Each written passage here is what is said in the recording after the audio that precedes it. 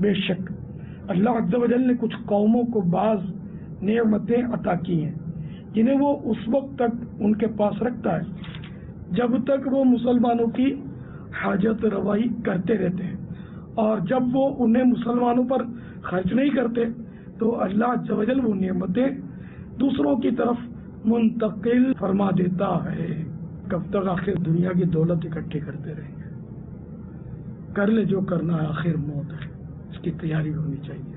کیا خوشی ہو دل کو چندے زیست ہے، غم زدہ ہے جان آخر موت ہے۔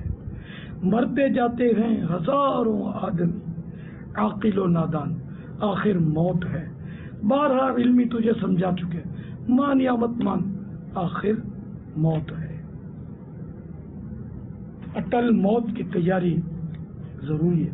سنتوں کی پابندی، نمازوں کی پابندی، روزوں کی پابندی، حسن اخلاق، گالی گلوچ، جھوٹ، غیبت، رشوت، ملاوٹ، دھوکے بازی، ہر طرح کے گناہوں سے کنارہ کشی کر کے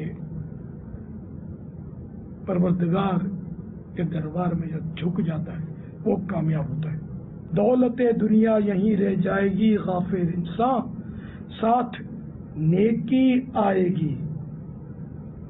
صلو علی الحبیب صلی اللہ تعالی علی محمد۔